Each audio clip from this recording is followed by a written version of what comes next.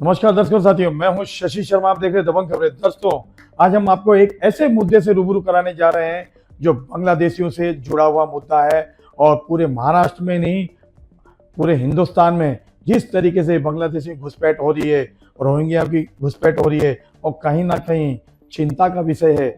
हाल ही में मशहूर एक्टर सैफ अली खान के घर पर उन पर हमला किया गया, प्राण घातक हमला किया गया, लेकिन उस हमले में डॉक्टरों ने उनकी जद्दोजहद करके जान बचा ली और आज वो सेफ हैं। लेकिन इस पूरे मामले में अभी तक जो गिरफ्तारियां हुई है उसमें मुख्य आरोपी को पुलिस ने मात्र 3 दिनों में थाना से गिरफ्तार किया है और वो मूलतः बांग्लादेशी है, बांग्लादेश का रहने वाला है। बहुत ही चिंता का विषय है कि ये बांग्लादेशी भारत में कैसे आते हैं और इनके जो पेपर हैं, डॉक्यूमेंट्स हैं, वो कौन बनाता है और किस आधार पर वो हिंदुस्तान में रहते हैं।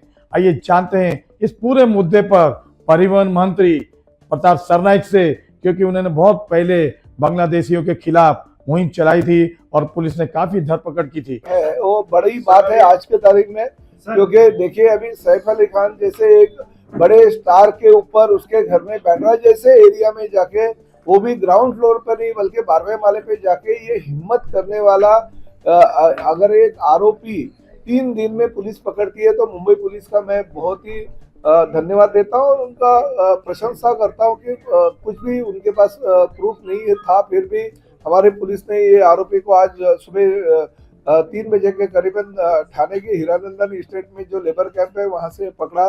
और बाद में पता चला कि पहले तो उसने अपना नाम अलग बताया और बाद में उसने अपना नाम जो है वो सही बताया और तभी पता चला पुलिस को कि बांग्लादेशी घुसखोर है। तो ये जो चीजें हैं हमारी MMR रीजन में ज्यादा हो रहे हैं। मुंबई, ठाणे, मीरा भाईंदर से लेके नवी मुंबई, कल्याण डोंबिवली हो या वसई विरार हो, नालासोपारा हो, ये शहरों में बहुत बड़े पैमाने पे बांग्लादेशी घुसखोर आ रहे। मैं माननीय मुख्यमंत्री जी को इस परिसर का विधायक होने के नाते, क्योंकि ठाणे और मीरा भाईंदर मेरी कॉन्स्टिट्यूंसी में आता है और मेरी कॉन्स्टिट्यूंसी के बॉर्डर पे उसको अगर पकड़ा है तो और भी बहुत सारे ये बांग्लादेशी घुसखोर रोहिंगे इस शहर में होने की हमें होने ही रहेंगे ऐसा हमें लगता है। तो तुरंत पुलिस ने कार्रवाई करनी चाहिए और जब तक पुलिस का सर्टिफिकेट नहीं मिलता है तब तक कोई भी डेवलपर अपने कॉन्ट्रैक्टर के माध्यम से वहां पे लेबर को नहीं रखना चाहिए। ऐसे कड़क कार्रवाई हमने हमारे होम डिपार्टमेंट ने करना चाहिए, ऐसे में विनती करता हूं। दरअसल जिस तरह से परिवहन मंत्री प्रताप सरनाइक ने चिंता जताई है और चिंता का विषय है भी, क्योंकि हमने बहुत पहले एक खबर प्रसारित की थी। मीरा भाईंदर उत्तम परिसर में 8 रोहिंग्या को पुलिस ने पकड़ा था। उस खबर को प्रसारित किया था। उस खबर को प्रसारित करने के बाद जो रोहिंग्या थे उनके रिश्तेदारों ने हमारे से संपर्क किया। ये जो परिवार पकड़े गए ना 8 लोग, ये इनकी बीवी है जी, अली हुसैन की बीवी है ये जी, और ये मोहम्मद जोहार की बीवी जी, और हमीद हुसैन की बीवी है, मेरी अम्मी है। जी, आया ना किसी और एक नूरुल अमीन की बीवी है। जी। 8 परिवार है ना, ये 8 लोग बहुत परेशान हो रहे सर। आपसे रिक्वेस्ट है, बस आप कोशिश कीजिए। मुझे ये बताइए कि ये 8 लोग यहाँ पे कैसे पहुंचे और कब से यहाँ पर हैं? बस ये अभी 20 दिन हुआ, शायद 20 दिन हो गया वो उधर, लेकिन उससे पहले एक बार जाके उधर काम किया 10-15 दिन तक। फिर हमारी फैमिली में मिलने के लिए आए थे नहीं, फिर पैसा पूसा आधा पेमेंट किया, आधा पेमेंट नहीं किया। फिर दोबारा उन लोगों ने बुलाया फोन करके, बोला पैसा पेमेंट एक साथ हो जाएगा, रमजान भी आने वाला ना, फिर घर में पैसा भी नहीं है, खर्चा भी नहीं है, इसलिए वो लोग के लिए गए। तो वहाँ पे किस बंदे ने इन्हें कांटेक्ट किया था कि जम्मू में कांटेक्ट किया था इनको? किस बंदे ने कांटेक्ट किया था? क्या नाम है उसका?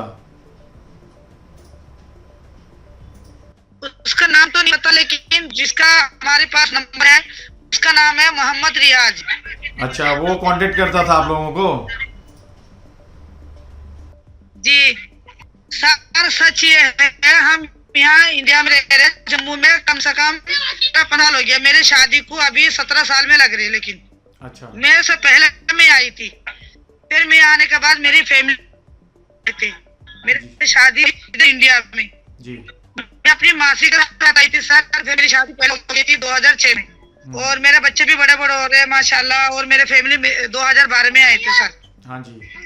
काफी टाइम से रुक रहे हैं, लेकिन हमारे कोई रिकॉर्ड नहीं है, अच्छे से रह रहे हैं, लेकिन हमें सपोर्ट मिला इंडिया में, लेकिन हमें बहुत लोगों ने इज्जत किया, हम बहुत बहुत शुक्रिया करते इस बात के लिए, बहुत सुकून से रह रहे सर, हमने कभी किसी के साथ ना बुरा किया ना करेंगे। मैडम मुझे बताइए कि जैसे अभी बर्मा से आप लोग आते हो, तो बर्मा की एम्बेसी से आप घूमने का या काम करने का वीजा मिलता है, तो वहां से बिना पेपर के कैसे आ जाते हैं फिर यहाँ पर? फिर आपको तकलीफें झेलनी पड़ती है, कैसे आते हैं आप? बहुत तकलीफ होती है सर, खाना नहीं मिला और भाषा नहीं जानते हैं, और क्या नाम है, घर का नहीं पता, किसी को बात समझाना तो समझा नहीं पाते थे, और बच्चा कई किसी बच्चा तो रास्ते में गए सर, छोटे छोटे बच्चा, मतलब भूखी प्यासे, कुछ गर्मी से, कुछ वहाँ गोली की वजह से, चाकू मार की वजह से बहुत लोग नुकसान हो गए सर वहाँ पे। तो आए कैसे, आते टाइम पे किस तरीके रास्ते से आपको आना पड़ता है इंडिया में? उधर उनकी सरहद है ना, वो तो नहीं पता सर, वो जो जिस रास्ते हम आए ना, वो तो नहीं मालूम क्या रास्ता बोला, हम बैठे कभी नहीं गए वापसी जी। जब से आई तब से यहीं रह लगे सर। तो आप फोन पे बता रहे थे कि बांग्लादेश के रास्ते से आपको इंडिया आना पड़ता है। नहीं, हम तो पहले बर्मा से बांग्लादेश की तरफ से आना पड़ता है, जैसे बॉर्डर पार करते हैं ना, वो नाम नहीं पता सर, कहाँ से पार होते थे सर। सर मैडम पर मुझे ये बताइए कि आप लोग जैसे गरीब लोगों से वहाँ पे जो दलाल होते हैं वो कितने पैसे लेके आपको अंदर भेजते हैं, ताकि आपका मैं दुख दर्द जनता तक पहुँचाऊं और सरकार तक सुनाऊं? सर हमारा कोई ऐसा रिकॉर्ड नहीं है, रिक्वेस्ट कर रहे हैं, बस हमको नहीं मालूम है, लेकिन हम बहुत सालों से आ रहे हैं, इधर आते टाइम में क्या हुआ क्या नहीं वो तो कुछ मालूम नहीं है। हम लोगों ने पैसे दिए, उस टाइम बहुत कम पैसे थे सर, बहुत कम, लेकिन उस टाइम हम आप बता रहे थे मैडम फोन पे कि हर बंदे से 15,000 रुपए दे के अंदर आना पड़ता है। हाँ, अब तो उस टाइम हम आए थे ना 10,000 15,000 बस 15,000 में हम इंडिया में पहुंच गए सर। पर इंडिया में आने के बाद फिर आपको काम कैसे मिलता है और किस तरह से आपको तकलीफ झेलनी पड़ती है? किस तरह के छोटे छोटे बच्चा है, कबाड़ा तो पता है आपको, कबाड़ा चुनते थे और घर में काम करते थे, और जैसा ये गन्ना का जूस है ना, उसकी फैक्ट्री है, मतलब गुड़ बनता है, चीनी बनता है देवबंद में, मुजफ्फरनगर में, हम उधर भी रह के उधर भी महल में काम करके आए सर, बहुत मेहनत किया हम लोगों ने। मैडम अभी आपने मुझे फोन पे बताया था कि आपके जम्मू में तकरीबन 2,500 लोग रहते हैं, दिल्ली में रहते हैं, कहाँ तक आप लोग रहते हैं? बहुत रहते सर, यहाँ पे बहुत पूंजी बन रहे हैं हम सर। तो जम्मू में बांग्लादेश में भी बहुत जम्मू में कितनी तादाद है आप लोगों की? समझे नहीं सर? जम्मू में कितने लोग रहते हैं आप? जम्मू में कम से कम 2-3 हजार तो फैमिली है सर। 2-3 हजार लोग हैं। कितना बताया? जिस प्लाट में हम रह रहे सर, वहाँ पे भी कम। नहीं, जम्मू में कितने लोग रहते हैं मैडम? कितने लोग रहते हैं? मतलब कितनी तादाद में रहते हैं आप बता रहे थे ना, अभी संख्या बता रहे थे। समझे नहीं सर, आपकी बात कट आ रही सर। मैडम जम्मू में आप लोग कितने संख्या में रहते हैं? किस एरिया में रहते हैं सर? नहीं, मुझे एरिया नहीं पूछना, जम्मू में कितने लोग हो गए आपकी तरह? कम से कम 3-4 हजार होगा सर। और वो सारा का सारा डाटा हमारे पास था, और वो डाटा पूरा का पूरा हमने केंद्र सरकार के गृह मंत्री और महाराष्ट्र के गृह मंत्री उनको शिकायत करके कहा था कि हमारा पूरा डाटा है, और उन्होंने उनके रिश्तेदारों ने बताया था पूरे देश में कहाँ रोहिंग्या रहते हैं। तकरीबन उनके अनुसार 3 से 4 हजार रोहिंग्या जो हैं हैदराबाद, राजस्थान, गुजरात, दिल्ली, चंडीगढ़ यहाँ और जम्मू कश्मीर में रह रहे हैं अवैध तरीके से। लेकिन आज दिन तक उस पत्र की कोई संज्ञान नहीं लिया गया, और ना ही हमारे पास उस पत्र का कोई रिप्लाई दिया सरकार ने। अगर वक्त रहते सरकार जाग जाए तो शायद सैफ अली खान पर जिस तरीके से हमला हुआ था वो हमला ना होता, और वो बांग्लादेशी नहीं निकलता।